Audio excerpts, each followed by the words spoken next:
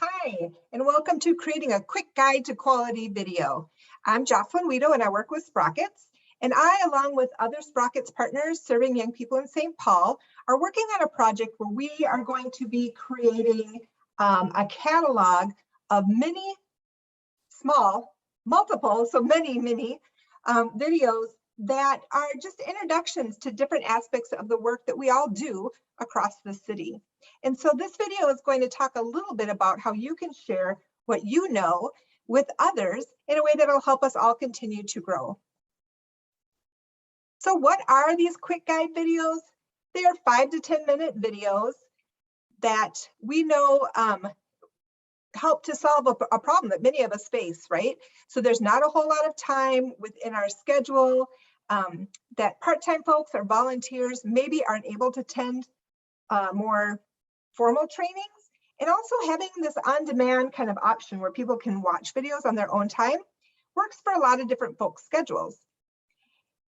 And they're going to be on a variety of youth work topics. And so this could be anything from like how you and your organization create group agreements or different reflection strategies, or it could be your philosophy on how you help to support youth voice in your program.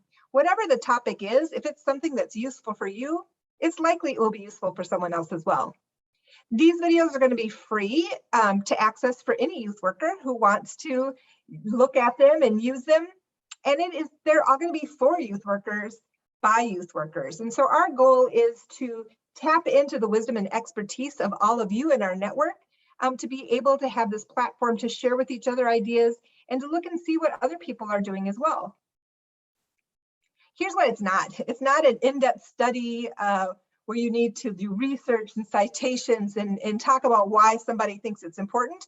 This is about why you think it's important, and that is enough. And they're not going to be perfect. We know that just having a conversation is not perfect, and that's what these are. These are about just sharing what you know with other people, and it's okay if it's not perfect. And last, these are not standalone trainings. We hope that these help complement other training or other research or asking questions that folks might do. Supervisor may ask their staff to view these videos and then come back and have a conversation with them to figure out what it means in their programming. So these videos help to inspire people to think about what they could be doing, how they might do things a little bit differently, or just to see what else is going on in different programs. We also hope that with many of these videos, we'll be able to create some complementary kind of worksheets that'll go, like a downloadable PDF that we will include some of the key points or information from your video along with some reflection questions so that they can really think about what's next for them. And that's something, if you want to create it, that's great. If not, that we will help to put those together for you. So thinking about these quick guide videos and what the structure would look like where do you start? We have a couple of suggestions. These are just suggestions, and I know many of you are much more talented than I in putting in together these type of things, but here's what we would recommend. Especially trying to keep it to 10 minutes can be a real challenge. So one, just introducing yourself in the topic, why it's important to you, or why it's important to the field.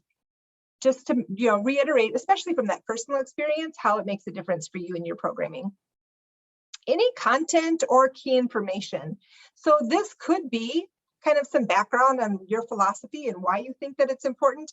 It also might be some very key, like step-by-step instructions or helpful hints that you would have.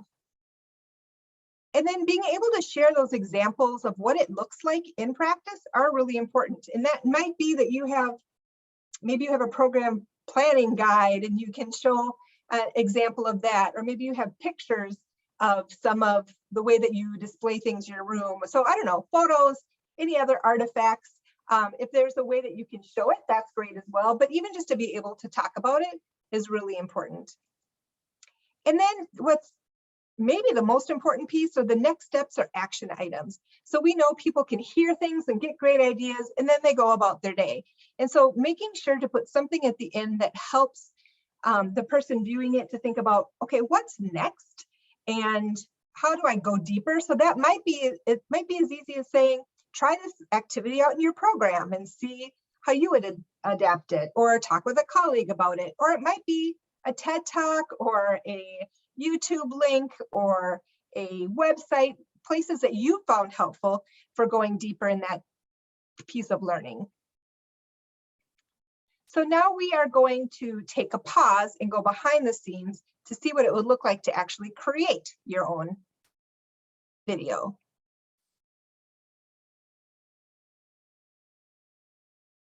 So here's a little behind the scenes of today's PowerPoint. Now I know many of you are familiar with PowerPoint, but I'm going to show you a couple of things. One is that we do have a template. It's the one that you can see here on the screen, that if you want to use it, it is something you're welcome to use, and you can create your own. You don't need to use this one, but if you're looking at a starting point, this could help. Just for an example of these template slides, and there's lots of them, so you could always mix and match or customize them. But there's this header page where you could just put in the topic. So you would just type in whatever topic that you would want. You don't need to have this page because you can introduce yourself with that first page, but this is a great way for us to get to know each other. So you could put your name, your organization, put your logo here, and maybe share a picture of you doing an activity that you enjoy, or maybe your work, headshot or whatever. These are pictures of when I was a young person in OST. Also thinking about, and again, you don't need to use this, but it's an option, is doing an overview and what you're going to do. This is a good reminder for us as we create them as well, even if we don't use this slide, is to talk about why it's important, giving the key content, examples from the field, and the next steps. And so again, even if you don't use this slide, you can include it. The next two slides I use because this is something that I do a lot around with YPQA or the SELPQA. So you don't need to include these, but if you know that what you are doing relates directly to skill building, you could point that out, because the YPQA is a framework that many of the folks that in our network are familiar with. So it's always nice to tie it back to kind of where some of the best practices are. But again, that's why my videos are typically a little bit longer, so feel free to not use those. So again, there's multiple different slides they have in here. Just generic content that came with the slide deck, and then some other placeholders, some things around next steps, but you can create your own. And there's lots of different slides that are in here. This is a downloaded slide deck from SlidesGo, and I would encourage you to check that out if you like to do PowerPoints. They have a lot of different themes that are free to download. So one, I wanted to introduce you to that as a resource. But the other thing I wanted to share you with, and this was new to me, like I knew that you could record a voiceover on PowerPoint, but now you can also record with your video, just like I'm doing today in a Zoom. So I wanted to show you how easy that is, if that's something that you decide to do. So when you look at the PowerPoint, up here there is a tab across the navigation that says record, and right here is a record button. So when you click on that, then you get to see this back behind the scenes piece. And I haven't used any of these features at this point yet. I imagine that it's more like a pointer feature or different things you could draw on or circle if you wanted to. But the main thing I want to point out is in PowerPoint, you can write those notes. And so you can put your notes here if you want to do that. And so that way you can read what you're doing. So again, everyone has different styles. Some people ad-lib, some people want some bullet point reminders, and some people want to have it scripted out. So you can do that here. And then the record button. So when you push the record button, it gives you the countdown, and then you know it's recording. So right now it's recording the presentation as I'm talking. And then as I slide through here, I can continue to talk about these cute pictures of me at my camp that I worked at when I was younger. And then I could go to this next slide. So now the great thing is I'm going to pause this, or I can even stop it. And what you'll notice happens is that on the bottom of the screen here, there is a little kind of speaker logo. And so when you push the speaker logo, it will give you the discussion that you just had. So I said, oh shoot, I just spent way too long talking, or I said something wrong. I can either pause. So I hope you heard that with me talking over it, but you could hear it. You could be like, oh, I don't like that. I'm going to clear. So up here is this clear You can clear all the slides if you want to start from the beginning, but if you're like, oh, but I was rocking it in that first part, I just want to clear from this current slide, and it will take that off. Now you'll also notice down here, they have your camera to turn off or on. So my camera, it says it's off right now, but that's because I'm using my Zoom one. But this is how you can record to have your image. Now, if you really don't want your image, that's fine. But I do think that there's such a personal relational piece when you can see the people that you're hearing these great ideas from. These down here, I haven't used them. So I would say if you're interested, play around with those.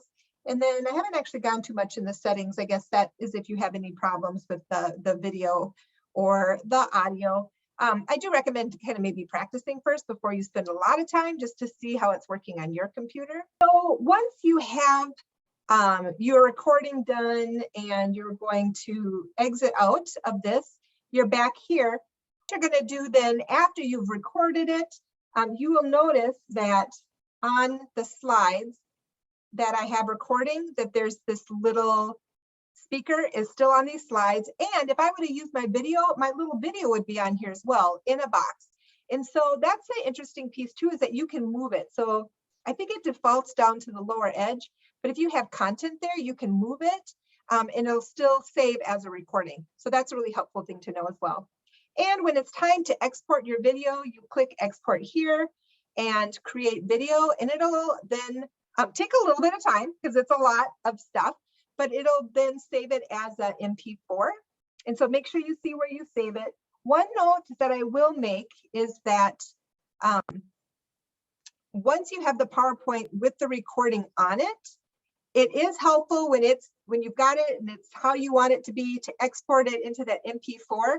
I needed to go back and then delete out the little icon with the that little speaker in the image, because it does take up a lot of space on your computer or your Google Drive or wherever you're saving it. So that's just another thing to be aware of if storage is an issue for you, because I know it is for me. I have a lot of different stuff. So the last thing that I want to point out is that we also have a one-sheeter. Like we said, we were really trying to make sure that folks have the resources they need. So there's a making a quick guide to video worksheet that has some of the tips that we talked about today. And then just, if you want a place to get started, this is a helpful kind of storyboard talking about what topic maybe you want to talk about, why it's important to you, and taking some notes to kind of help you flesh out those ideas before you go to creating your PowerPoint, if that is helpful for you as well. So thank you so much. We hope that you have some more than one idea, some multiple ideas that you can help create some videos for. If at any time you're like, I want to do this, but I'm not sure where to start, or I need some feedback before I'm done, or want to get help with the PowerPoint or the recording, whatever it is, please let us know. My email is jwiedow@ywcastpaul.org, or wherever you found this video, the content will be there as well. And we would love to help out to get more of the videos created. So thank you so much. And I look forward to hearing from you.